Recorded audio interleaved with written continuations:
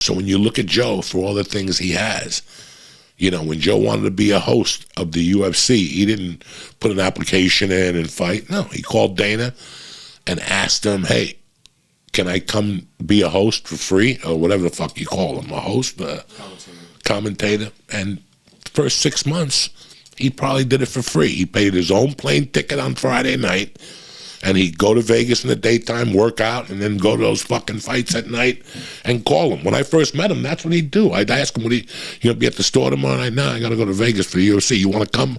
No. I didn't know what the UFC was. I didn't, you know. But that's the mindset. That's the mindset. So when in 2009, I had the mindset that, you know what, I didn't get nowhere. My wife is going to marry me. I'm very lucky. I want to have a new life. I kind of went away from comedy. And then we were doing podcasts, and Joe talked me into doing a podcast from how well I was doing on his. He's like, dog, you got to start a podcast. You got to start a podcast. And I always knew if I got a chance to tell my story, it would have evened out the playing field with comedy. Guys, look, don't believe the hype. I'm a good comic. I can make people laugh, but I'm not a great comic. There's a lot of great fucking comics out there. I was on my way. I was working very hard. That was the inspiration I had from losing that shitty mindset that Tom's talking about and Bert were talking about to committing to a higher mindset. Like, I still remember in 2011, you know, I was getting all these $100 a day movies. My phone was ringing with them. And something happened one night. I was watching something, and one of my movies was on, like an old movie I had done or something. Oh, it was one of those holiday movies with Dean Cain, which will be on this week.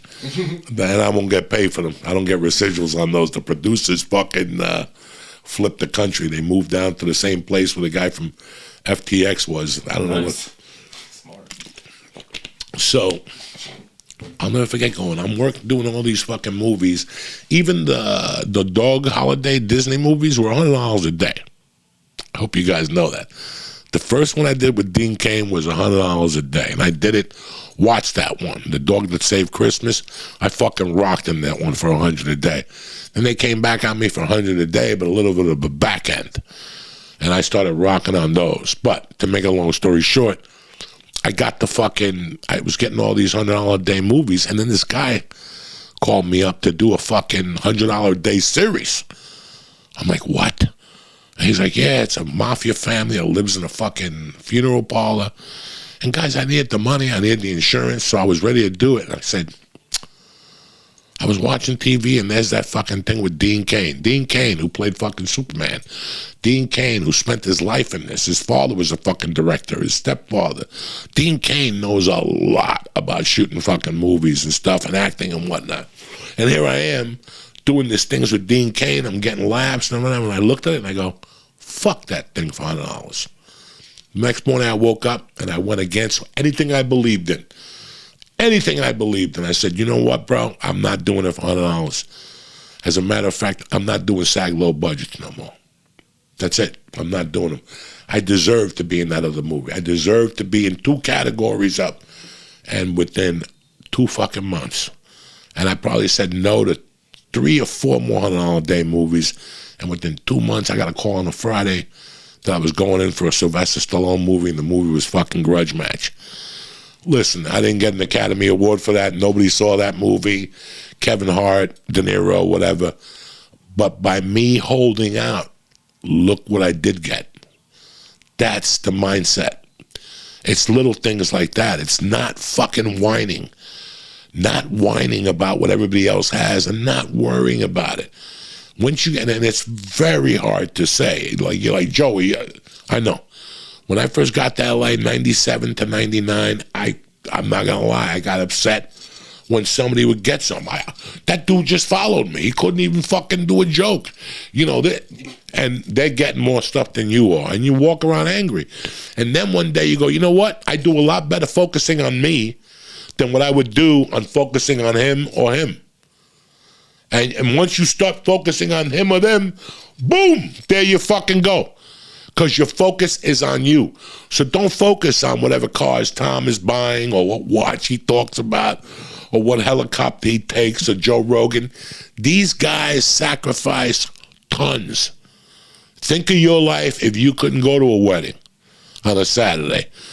And as a matter of fact, you don't want to go to a wedding. You're on a fucking roll. Next time you get mad at Tom or Joe Rogan or any of these guys for having stuff that you wish you had or you wanted, don't get mad at them. Get mad and go, this is what I need to do to get those things, to have those fucking things. You know, resolutions are fucking coming. What do you think? I'm not banging my head for what resolutions I want to do. I want to read more. I want to read 2 books a month. I want to lose fucking weight. You know, I want to figure out what I want to do with my life at fucking 60. You know, what I want to do with my life at 60. So it's fucking rough, guys. But don't blame your fucking what you're not doing on the world. The bluebird of happiness is not going to fucking help you. You know, all these people that we expect to fucking help us in our life are not going to help you. It's all put on you. For years, I walked around frustrated in Hollywood. Frustrated. Nobody's helping me. Nobody's doing this. When did I start rocking and rolling? When I took matters into my own hands. When I started getting breakdowns and making my own fucking videotapes. Hiring a guy. Do you think I had $50 to hire a guy to do a fucking audition tape for you? No. But you want it, you'll figure out how to. I won't snort coke that night, Joey. How about that? Don't snort coke and shoot the fucking audition video. Once I started taking it into my own realms, into my own hands, I started fucking doing things.